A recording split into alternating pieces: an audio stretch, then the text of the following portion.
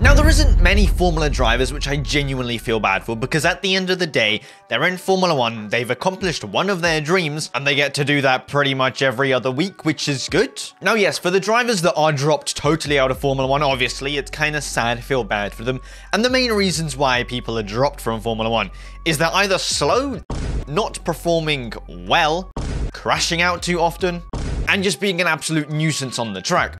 Or the driver just decides to retire because they've won a championship and what else is there to do. But Carlos Sainz is literally none of those things. He's not slow, he's not a nuisance, he pretty much never crashes, and when he does, causes a red flag and just carries on driving like nothing ever happened.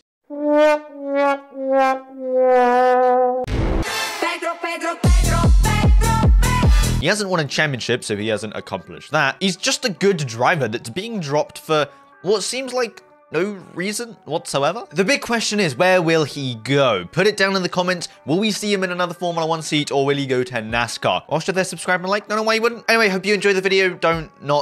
Just enjoy the video.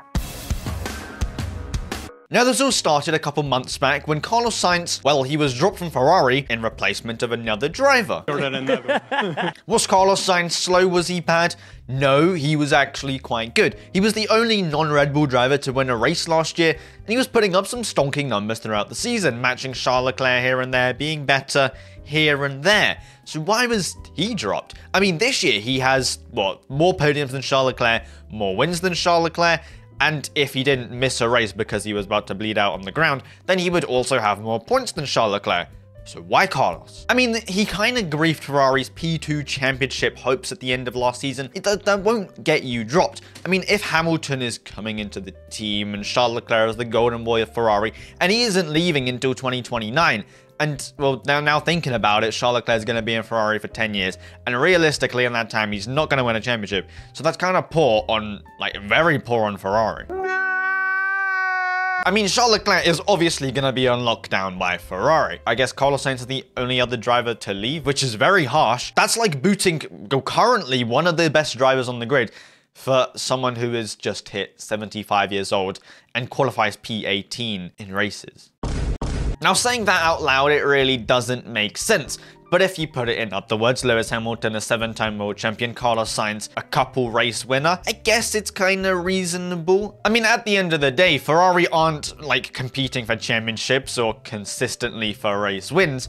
So I guess, okay, he's leaving. But it would have been okay if there was a good seat or good seats available. But there really isn't, because Red Bull is the only good team on the grid currently.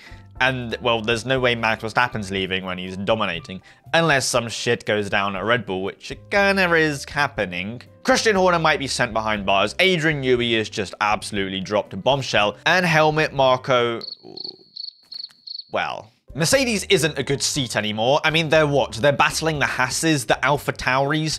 It's not a good seat, and that, you know, no one really wants to be in that seat at the moment. Aston Martin, well, Fernando Alonso just signed a contract. No shot ever that Lance Stroll is leaving that team. I'll be 85 chilling on a hammock somewhere, and Lance Stroll will still be putting up numbers, not good numbers, but still be in Formula 1, still clucketing around 3 seconds per lap slower than anyone else. McLaren have Lando Norris on lockdown, Oscar Piastri isn't leaving anywhere, and that's pretty much it for the mediocre teams. Williams are Williams, what are they, P10 in the Constructors? Haas is Haas, no one wants to go to Haas. RB? No? And then Alpine, which has just had the biggest fall from grace. So I don't think that's even like a consideration. But then that leaves us with Sauber, which is getting bought out by Audi. And the fact that Nico Hülkenberg has just signed a contract. An experienced driver, which I guess a team usually wants an experienced driver, and maybe like a hotshot young rookie. Is Audi still going to be eyeing up Carlos Sainz like they were probably a year or so ago? I don't know, because it looks like a sticky situation for Carlos at the moment. I don't know how it's possible for a driver to be battling for wins one season and podiums and everything that there is to offer to the next season. Or if he's still in Formula 1 and not been absolutely kicked out of the sport to NASCAR, IndyCar or something like that, which would be genuinely unfortunate to see. If he is still in the sport, he will be battling for like P11s, P12s. P18s. What? Currently, he's 29 years old, so he's not young and he's not incredibly old. But Ricciardo is probably early 30s and his career is nearly over. Sergio Perez as well, Bottas as well, and Hamilton and Alonso, they're just like slight anomalies because they've just, I don't know how long they've been. There's no doubt about it, it's pretty out there and obvious that Carlos Sainz was in talks with Audi and has been with other teams. And Audi, well, they've said they're not willing to wait anymore for Carlos Sainz, so they've swooped up Nico Hülkenberg and, well, Carlos Sainz, it seems like Audi doesn't want him anymore. So it genuinely seems like the end of Carlos Sainz. And on track, he might be all happy, but deep down emotionally, just like every other Ferrari fan, they're hurting. He's hurting. It generally might be over. Sainz has come out and said that he's in negotiation stages with multiple teams and wants to pursue the best possible future or best possible car for his career. But there isn't any really good cars on the grid, well, available. Because either Sergio Perez would have to be booted out, and that's fair enough, Carlos Sainz would go into the Red Bull. But, I mean, yes, saved by Daniel Ricciardo, because if Daniel Ricciardo was actually good this season, then that seat would have his name all over it. So Carlos Sainz honestly should be thanking Daniel Ricciardo for potentially giving Carlos Sainz another 8-seat option, but at the same time, Sergio Perez probably isn't going to get kicked, being realistic. So in all honesty, Carlos Sainz, his only options are some kind of backmarket teams, maybe for 1 or 2 years. See how everything plays out. And once Alonso retires, once Hamilton retires, once somebody gets dropped, some spice happens, then he might be able to swoop in. That is if he's still good enough and willing and wanting to drive in Formula 1. Because if he gets disrespected and dropped by Ferrari and gets put in a backmarket team for the next couple years, motivation might be very low, and therefore he might just make himself kind of washed and unwanted by many teams. But even now, surely he should be one of the most hyped up drivers by every team wanting to pick him up, because he's literally the best unemployed driver in the entire world. Not only has he won a race this season, scored multiple podiums, and I don't see Charles Leclerc getting a win in like the last 3 years.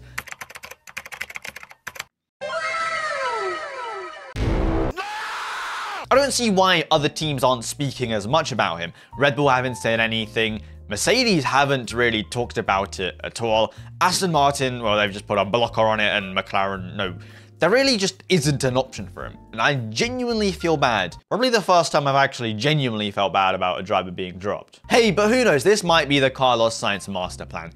Maybe he scraps F1, goes to golf, becomes a pro golfer, and absolutely smashes every single tournament. Or he just goes to a backmarket team and carries that backmarket team into a championship. Who knows? Because I don't. I guess we're just gonna have to wait and find out. The fact that it's Hamilton who wanted Carlos Sainz a seat, and, well, we all know the relationship between Fred Vasseur and Hamilton, and Fred Vasseur and Charles Leclerc. Vasseur and Sainz, did they really click? You know, Vasseur did say, not gonna favoritize anyone, but clearly there is favoritism. And it's favoritism at its finest, since the better driver of the team is being, well, dropped. Guarantee you, if any other driver wanted a Ferrari seat and it wasn't Lewis Hamilton, they wouldn't get it. No. If Nico Hülkenberg was like, I want to drive in Ferrari, that wouldn't happen. But the fact that it's Hamilton and it's been one of his dreams forever, it's Lewis Hamilton, it's just Lewis Hamilton. Carlos Sainz has just been screwed over in many, many ways. So realistically, the only thing he can hope and pray for is for a driver to absolutely perform shockingly next year so he can swoop in that seat like an absolute hawk. And I'm not saying some random ass driver like Logan Sargent or Kevin Magnussen. I'm talking about like an actual good driver. Like, pray to baby Jesus that George Russell is awful, or pray to baby Jesus that the next Mercedes or second Mercedes driver, if he doesn't get that seat, is also awful. Or Checo Perez. Hope that he doesn't even manage a podium throughout the rest of the season. But maybe his L plan is that Red Bull seat, and I guess we're just gonna have to wait and find out. I mean, it isn't just Carlos Sainz who's being screwed over. The fact that Nico Hülkenberg is now taking a seat at Audi, Sauber is it still called? Don't even know. But Zhou or Bottas has just been, but one of their careers is ending, unless they can find another seat.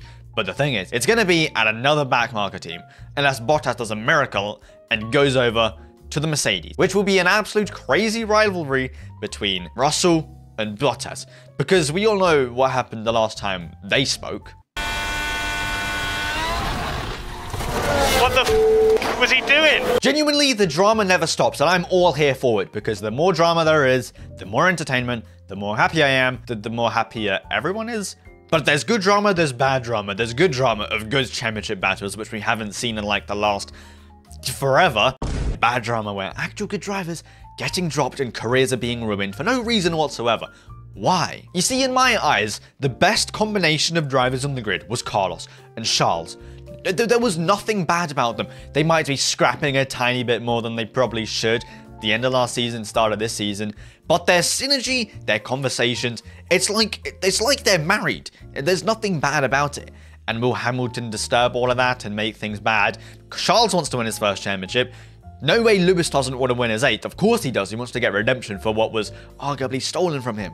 So there is just going to be some beef beyond beef. But genuinely, I really hope that Carlos Sainz gets that Red Bull seat, because Sergio Perez doesn't have a contract for 2025, and Ricciardo isn't fixing up. Yuki Tsunoda, 0 chance he's getting the Red Bull seat. Clip this when Yuki Tsunoda gets announced as the Red Bull driver, and absolutely laugh at me, because that will make me happy and sad at the same time. But Carlos Sainz getting that Red Bull seat, dunking on Verstappen, Hamilton, and Leclerc in 2025 would just be a dream come true for everyone.